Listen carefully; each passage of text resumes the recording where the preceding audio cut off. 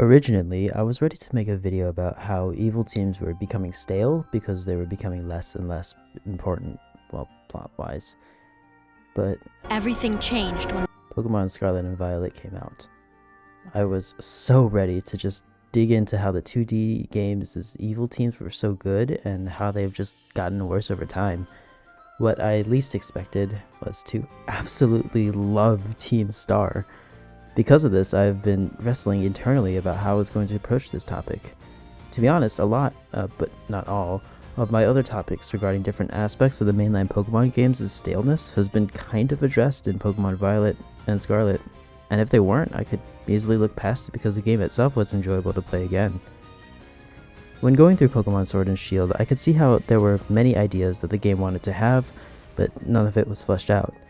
It really was only like 10% of the game it could have been. It had such huge potential, and the parts where the developers were able to really give it their all showed that potential really well. The gym battles were extremely fun. Some of the characters in the game were really engaging and interesting. The DLCs in Wild Area felt so refreshing, given the openness they offered. The rest of the game just bogged down all the good points it had to offer. However, I don't feel that way with Scarlet and Violet. If I were to list the things about Sword and Shield that I disliked, it was the game's approach to HMs, the lackluster plot, the linear flow of the game, the restrictive layout of the routes and towns, the game not making the player take part in any of the major plot events until the climax, the battle animations, Swordsbird and Shieldbert, Dynamaxing, and Chairman Rose. It also seemed like most of the things I disliked about the game were qualities I felt started to diminish, starting from Pokemon X and Y. I have no idea why it all came to a point at Sword and Shield where I was finally like, you know what? I'm not sure I like the direction this series is going. I honestly hope that the 3DS era and Sword and Shield are just a low point in the franchise's past, and that things will only trend upward from now on. I understood where these problems originate too. I might go over it in more detail in the future, but it mostly stems from the developers being rushed to produce a game annually. While they do have multiple development teams to help give each team more time in the cooking pot, it still is not enough. But Brilliant Diamond and Shining Pearl happened. While those games were trash, outsourcing those games' development to a team outside of Game Freak meant they could spend more time on the Paldea region. I can only imagine if they took it a step further and didn't release Legends Arceus 3 months after BDSP, but made it the holiday release of 2022, and released Scarlet and Violet the holiday season this year in 2023. Imagine how much better the already great game Scarlet and Violet could be if they had another year to work on it. Anyway, Sword and Shield really felt like all of their rushed development cycles caused their games to really come crashing down. That was compounded by the fact that the games were on the Switch, a console for which they've only developed one pair of games for, and the fact that it was a whole new generation of Pokemon games meant that the expectations were high, and they did not meet those expectations. Maybe they could have given enough development time. I don't know. Maybe I'm just spoiled by some of my other franchises willingly delaying their games just to really perfect their product, but I feel like annual releases are really hurting many franchises. Elden Ring was in development for almost 5 years, and it was delayed by another month. It knew where to reuse assets and where to create new ones. That game sold 13.4 million copies in its first month, and won numerous awards across various Game Awards shows, and cemented itself as plenty of people's best games, not just of 2022, but of all time. Another game was in a similar situation, The Legend of Zelda Breath of the Wild. It took 4 to 5 years of development with around 300 developers, and it was also delayed. It revolutionized the open world genre, just like Elden Ring did 6 years later, and it also cemented itself as many people's favorite game, not just of 2016, but also of all time. And yet again, its sequel, Tears of the Kingdom, has just recently completed its development after 5 years, and its release date having been pushed too. If you're wondering what my whole point of saying this is, it's that games need time to develop. There's a strong correlation between the amount of time spent developing a game and the overall quality of the end product, and Pokemon's release cycle forbids them from spending the amount of time needed to really perfect their games. There are also multiple solutions to this problem, the biggest two being adding more time in between releases or adding more development teams so each team has more time to work on their games. They could have one team devoted to the mainline games, another to remakes, and a third to less traditional games like Legends Arceus or the Let's Go games. They could also outsource spin-offs to third-party studios just like they have done previously, so we as consumers get more Pokemon without feeling like we've gone too long without a new game. I'm sure people won't mind there being more Mystery Dungeon, Rumble, Ranger, or Snap games. How about Pokemon 2? That could also work. All of these other games can introduce maybe 1 or 2 new Pokemon with the design team's approval, just to keep things extra interesting too, like how Colosseum introduced Shadow Lugia, or how Pokemon Go introduced Meltan and Melmetal. Again, I don't know. Wait, am I getting sidetracked? Oh, yeah, I am. What was this video about again? Evil teams? I suppose I should talk about those then.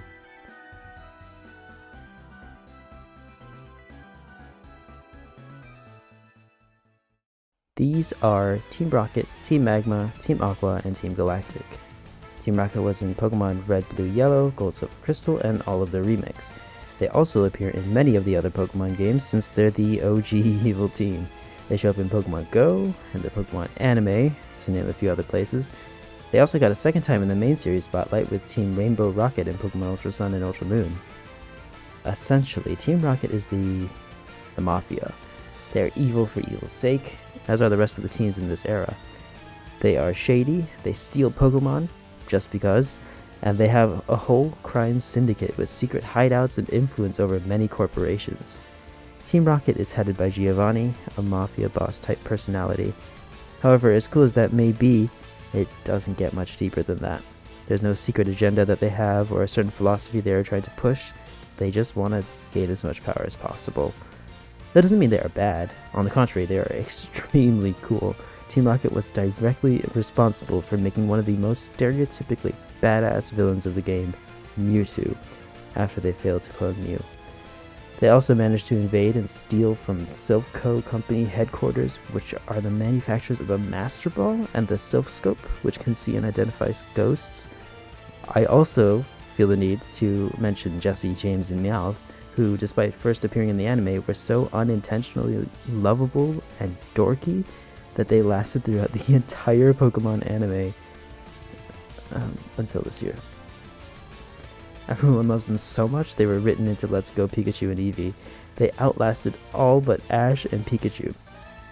The 5 anchors of the show were Ash, Pikachu, Jessie, James, and Meowth. Not even Brock, Misty, or any of the other companions that Ash had achieved that much. All in all, it's a very, very solid evil team. Team Aqua and Magma need to be discussed simultaneously because they both appear in Ruby and Sapphire respectively, and then together in Pokemon Emerald. Their primary goals were to kidnap either Groudon or Kyogre, respectively, and use that legendary Pokemon's power to bring ruin to the world, either by raising volcanoes everywhere or flooding the planet. They're relatively simple in motivation like Team Rocket, but it doesn't need to be anything more than that. I also like how they tie into the box legendaries better than most other games.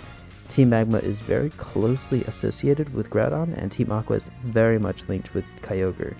Future teams can't say the same because there's only one per region, and they use the legendary of the game you buy. This means that their theming has to be rather vague so they can apply to either of the legendaries, whether it be Reshiram or Zekrom, Zygarde or Yveltal, or Solgaleo and Lunala. Team Magma was free to use its lava theming because they were trying to capture Groudon and Groudon only, just like how Team Aqua had an ocean theme because they were trying to utilize only Kyogre's abilities. The only downside is that you only interact with one of the teams, unless you're playing Pokemon Emerald, which you should just be doing anyway. In both Ruby and Sapphire, the opposite game's evil teams just don't exist. Team Galactic is probably my least favorite of the 2D title's evil teams. While I do like the whole space theming, I just find their motivations not very well explained, and this time they should be. The leader, Cyrus, wants to remake the world because the one he's currently in is imperfect? Well, tough shit, dude. You just get used to it. Anyway, to do that, he plans to capture either the ruler of time or space, depending if you're playing Diamond or Pearl, respectively. You also don't really hear about or meet Cyrus until very far into the story, at least in Diamond and Pearl, meaning that there's less time to build up his character in those games. In addition, with Pokemon Legends Arceus, Team Galactic was revealed to be a long-standing corporation, which would explain all of their massive buildings and established headquarters, but if that's the case, why do they resort to using, quote, trashy Pokemon like Stonky and Perugly? Surely with the funding they have, they could use whatever Pokemon they want. Lots about Team Galactic doesn't really make sense to me, like how they're able to drain one of the lakes just to try and find one of the legendary Pokemon. Like, fine, but they're a huge corporation with probably hundreds of thousands of eyes watching over them, and no one notices? They just have two grunts standing outside of the entrance to the lake telling people to go away, and that works. They also just flat out don't get punished for doing so. Cynthia, the Pokemon champion, doesn't do anything. Maybe that's just not in her job description. Whatever, but Looker? Jubilife TV reporters? The residents of Lake Valor? There is a serious lack of accountability here that just goes unnoticed. Another thing I don't like about Team Galactic is that Cyrus's dialogue is just weird. The basis of your power is compassion toward Pokemon. How wasteful. Such emotions are but mere illusions, and like all illusions they fade over time until death banishes them forever. That is why I've abandoned all emotions as useless sentimentality. But that doesn't matter. Still though, they have a consistent theme, and I like that about them. All the commanders are named after planets too, which is a nice cherry on top. Platinum also does Team Galactic a lot of justice, providing more backstory on not just the team in general, but also Cyrus specifically. This is the third instance where having more time to develop and iterate on a story has improved what was there before. Team Rocket lasted for 2 generations of games, Team Aqua and Magma showed up in Ruby and Sapphire and then together in Emerald, and now Team Galactic has been improved like the others in the second set of games he's in, Pokemon Platinum. And finally, for this era, Team Plasma. This is my favorite evil team. I feel like everyone who's a fan of Pokemon at one point suffers through the dilemma that is the center point of Pokemon Black and White's main story. Is it ethical to capture these creatures we call Pokemon in Pokeballs and use them for battle? This fundamental question permeates throughout all of the adversarial interactions in Pokemon Black and White and its sequels, Black and White 2. It is also what the evil team is trying to fight for. At least externally, it is their primary motivation, the liberation of Pokemon and humans. They say they believe the capturing of Pokemon is unjust, and they say they're fighting against it. And that's why I think N deserves much more credit than he's given. He's the living embodiment of that sentiment. Through his acute ability to communicate with Pokemon more than the average human, he has become indoctrinated by the leader of Team Plasma, Ghetsis. Molded by propaganda and raised under extreme care, he legitimately believes that people are unjustly treating their Pokemon. You, the player character, throw a wrench into the whole school of thought, because it is clear that your Pokemon love you. After every fight, N becomes a little more confused, a little more wistful, a little more introspective. Is it possible that people can use Pokemon for battle and not have that relationship be toxic? Your own team seems to think so. It's this sort of philosophical conversation that Pokemon Black and White do better than any other Pokemon game, and Team Plasma and N are the perfect vessel to explore that conversation. What's even better is that Team Plasma serves as the climax of the plot. Ghetsis is the final boss, not the champion, Alder, like how the other Pokemon games up to this point have been. This game placed more emphasis on the evil team and less on the gym challenge. Something that some other games could have done. Sword and Shield.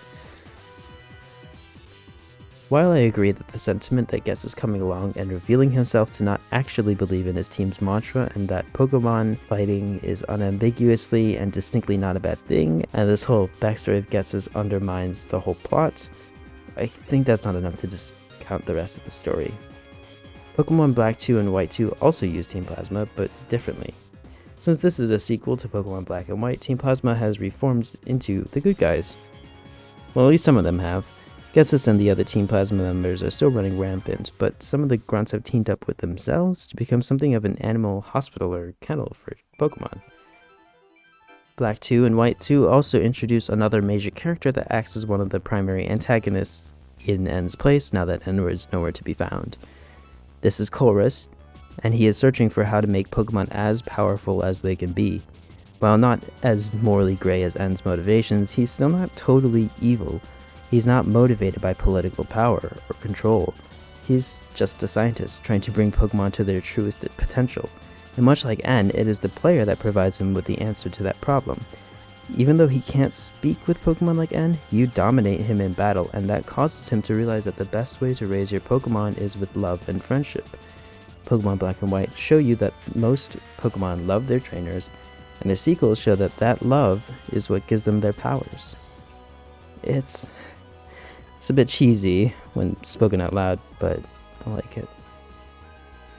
Honestly, the biggest problem I have with Team Plasma is Getsus, but he looks cool, so I don't mind him.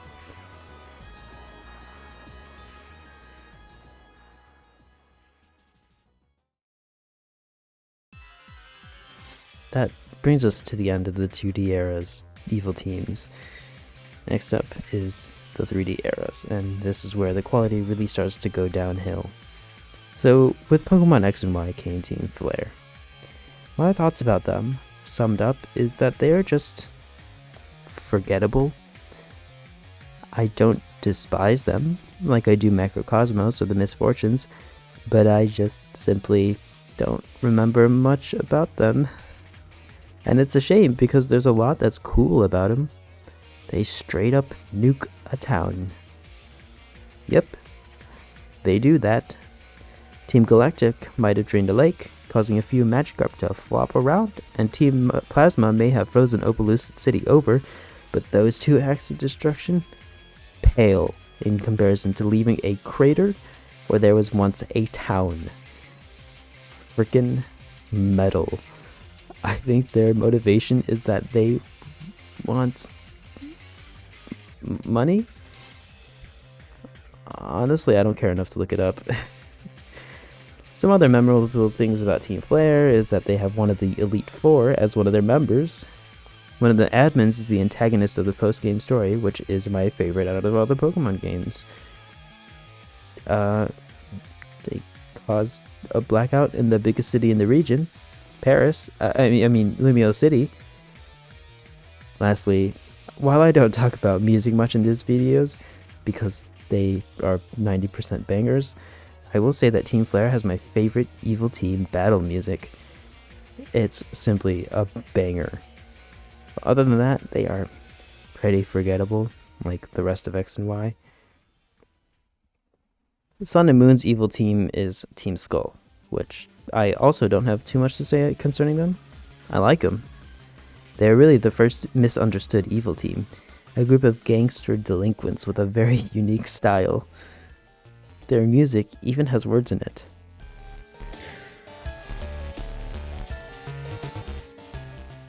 Their leader Guzma is great, with a tragic backstory that turns him from disruptive to likable. They also occupy Po Town, which is a town that they took over and use as a base of operations. It's clear that they don't have the typical funding one would expect from an evil team. They don't have massive evil flying ships, extreme amounts of advanced technology, or influence over massive powers. They work for what they have, and that's extremely respectable. To drive home that they aren't as wealthy or well connected as the other evil teams, the Pokemon Center in Po Town is the only one in the entire franchise that you have to pay to use. The grunts there give the sob story of not having the funding to run the Pokemon Center, so they have to beg you for money so they can heal up their team. For this single Pokemon Center where we have to pay to heal, it's done extremely well. Sun and Moon are also the first games where the evil team isn't the true evil team. The Aether Foundation is, not Team Skull. They built a giant base floating on top of the ocean and operate out of it. They have the guise of good guys, but they really are bad guys. Honestly, it was kind of predictable, but I don't mind. The main notable thing about the Aether Foundation is Lusamine and her relationship with her two children, Gladion and Lily. Her children aren't part of the evil team, so I won't go into their stories too much, but I will say that besides Anne, these two are the characters with the most development over the story up to that point in the franchise. Lusamine, also, is just a crazy bitch. At least in base Sun and Moon, not the Ultra counterparts. She brings Ultra Beasts over to the main universe, and at the climax even merges with one of them, Nihilego. Everything about this plot and its climax is extremely personal. Lusamine isn't trying to take over the world. All of the conflict deals with her and her family, and I like that. Next up is Team Yell. They're not great. They're also not the worst. This is because of their solid backstory. In many ways, they mirror Team Skull. They're also the gangsters of this region. They reside in a poor town like Team Skull. Their leader is also great. What distinguishes them from Team Skull, besides how they look visually, is how they are just rowdy sports fans. They exist purely to cheer on Marnie, the team leader Piers' little sister in the gym challenge. Marnie and Piers are also great too. Piers is the only gym leader to not use Dynamax, and his gym doesn't even let you do it during the fight. And also, Piers is a rock star. Gotta love that. So what's my biggest gripe with Team Yell? They mechanically only exist to act as roadblocks. They prevent you from leaving Motostoke until you register as a gym challenger. They prevent you from getting the bike upgrade until you beat the Circhester gym. And that's it. They're not evil.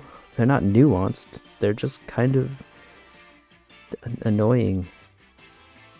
And again, Piers is great. Marnie's is excellent, but the rest of Team Skull really isn't. Much like Team Skull, they also aren't the true evil team of the game. That belongs to Macrocosmos, led by Chairman Rose. I'm not going to get into his whole dealio, as I already have in episode 0 of this series. The quick summary is that he makes absolutely zero sense, his motivations and actions, especially at the climax of the story. The grunts themselves are kind of whatever. They are just employees at Rose's company. There is a part late into the story where they are hiding from you and you have to work with Team Yell to find them, but that's really minor. I feel that the only redeeming factor of this evil team is Oleana, Chairman Rose's assistant. I like her because she makes sense. Also, her expression prior to finding Rose at the top of his tower with Leon is just so well done. And her theme is another banger. The Misfortunes are another evil team that is pointless. And I'm using the word team with heavy quotation marks. They play almost no importance in the story, and to me it feels like they were only added so that the NPCs would have more representation of ancestors from the modern games. I mean, what purpose do they serve in the story? First, they steal some runes from a ruin. The fix? Have Volo do it, and quote, catch the killer once he thinks he's going to get caught. He claims that he saw who did it and managed to take the runes back, but the thieves got away. Of course, this is all a lie, and he's the one that actually did it. Second, they become an adversary for the Hisuian Arcanine Noble, so that he can evolve from a Growlithe. They can fix this by just having Growlithe face an alpha Pokemon instead. Luckily, an alpha Ninetales spawns right near the arena after this part of the plot is resolved. Lastly, they steal the origin ore in the climax of the story, but how they do it is inconsequential. The players have to craft the origin ball and need some origin ore to do it. They go to the cave with the ore and catch the Misfortunes in the process of stealing it. just don't have them there. Finding the mines can be what the source of conflict is at this part of the story, and if that still isn't enough, they can have the origin orb be guarded by an alpha Pokemon, or maybe even a legendary Pokemon. And just like that, we have written the most useless evil team out of the story with these 3 minor changes. Especially because Legends Arceus seems to place a bigger emphasis on the Pokemon in the story than previous Pokemon games have, these changes would also work well, as they would do just that. And that would bring us to the most recent evil team, as of writing this video, Team Star. And the one concerning Team Star, Starfall Street, was really good. I don't have much more to say than I did in my Pokemon Scarlet and Violet video. Basically, this evil team worked really well because it was a story about a group of kids who were bullied and banded together in solidarity because of it. They weren't evil. And in the end, the game acknowledges that it was the external pressures that caused Team Star to act out. The ones we thought were the good guys, the students and faculty at the academy, were actually the ones responsible for the creation of Team Star. There's just a level of nuance that few other evil teams as a whole have, and as such, it propels them near to the top of the best evil teams. It's also jarring to have 3 absolute stinkers of evil teams, Team Yell, Macrocosmos, and the Misfortunes, only to have such a well-executed one in Scarlet and Violet.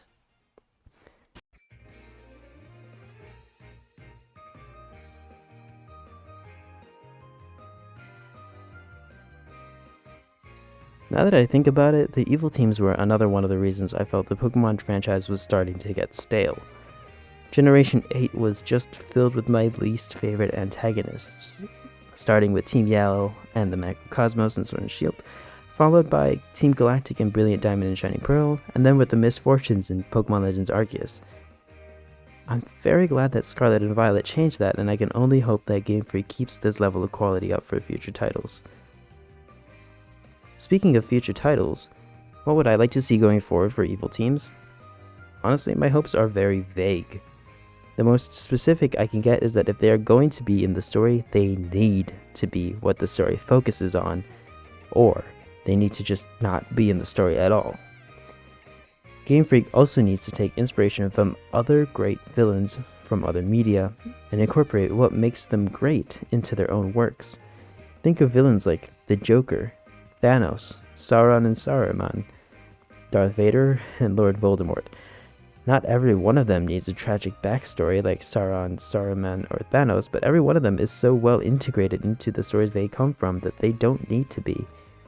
The ones that do have that tragic backstory have it be the center point of their character, their primary motivation for committing the great acts of evil that they do. They aren't ever tossed to the side to give importance to another facet of the story, like how some of the more recent evil teams are, to allow the player to focus on the gyms and the lead four. There are also other fantastic villains that are from more specific media with less broad appeal, such as Vecna, Azula and Zuko, Frollo, Scar, Jafar, Alduin, GLaDOS, Wheatley, Bowser, Ganon, Pennywise, and yes, N.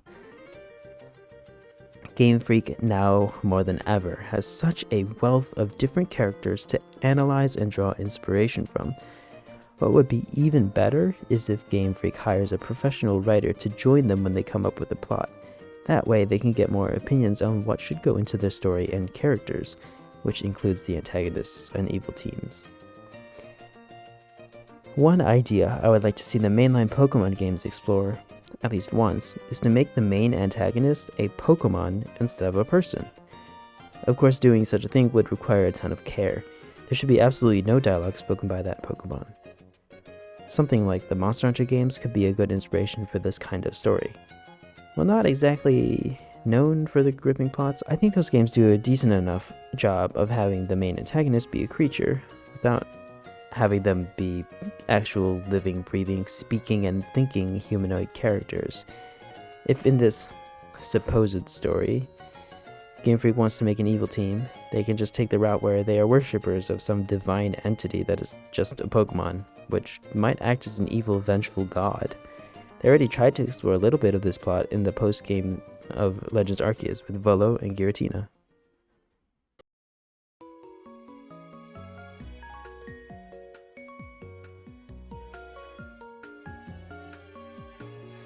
Anyway, I'm going to wrap up this video here. To summarize, the qualities of evil teams in Pokemon games have varied wildly, with Generation 8's evil teams really dropping the ball. I hope that it truly is the case that Generation 8 is the odd one out, and that we get fantastic enemies in future titles, especially because Game Freak has some fantastic sources of inspiration to draw from in other media. And that's it. If you enjoy, be sure to like and subscribe, or else I'll tell my uncle that works at Nintendo to sabotage all future evil Pokemon teams. Trust me, I have one. I'll personally make sure that they're worse than Chairman Rose's patients, I promise. Moving on, I don't know how many other episodes of this series there will be, but it's not over yet. I haven't decided on what to do for the next episode, but I have a few ideas to choose from. Lastly, leave a comment down below explaining your thoughts about what I talked about. I originally made this channel to start conversations about my favorite games, and interaction in this channel has gone down considerably after the craze of my episode 0, and of course this is in part due to my sparse upload frequency. I'm really curious to hear what you all have to say about this, especially because you all voted on this topic prior to the release of episode 1 20 years ago. I hope you have a great day, or night, and I'll catch you all next time.